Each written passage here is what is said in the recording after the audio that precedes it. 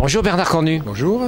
Vous êtes directeur de cabinet du directeur général du CNED et vous participez aux travaux de l'université d'été de la Cité des Savoirs à Poitiers sur le thème de l'apprentissage sur les réseaux sociaux numériques. Le CNED, vous l'avez dit, c'est avant tout du papier et des envois postaux. Le numérique modifie-t-il cette image ? Le CNED, c'était autrefois surtout des envois postaux, de l'imprimerie, du papier et des gros colis.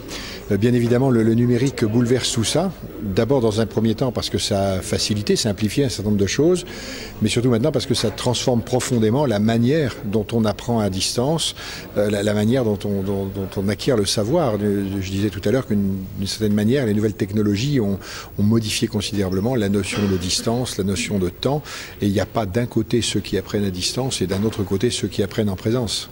Alors justement, le numérique permet de s'abstraire de la salle de cours et du papier pour aller de la pédagogie collective à une pédagogie plus individualisée. Par contre, on affirme que le numérique permet également un apprentissage collectif. Mais n'y a-t-il pas un paradoxe ? Ça peut sembler être un paradoxe, je pense que ça n'en est pas un.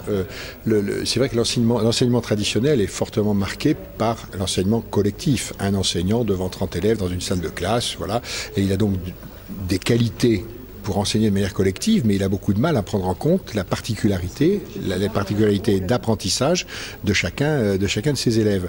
C'est quoi ces particularités d'apprentissage ? C'est est-ce que je suis plutôt théorie puis pratique ou plutôt pratique puis théorie ? Est-ce que j'ai envie de travailler seul ou avec d'autres, etc.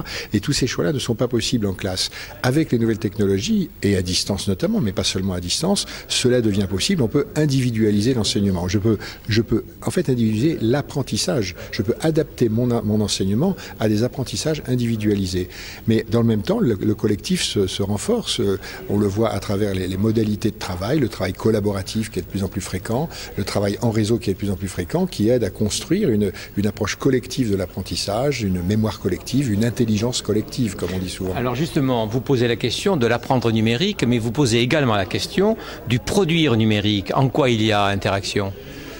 En fait, le CNED produit des contenus pour être utilisé à distance. Donc la première tentation, c'est de se dire, puisque maintenant il y a du numérique, on va produire numérique.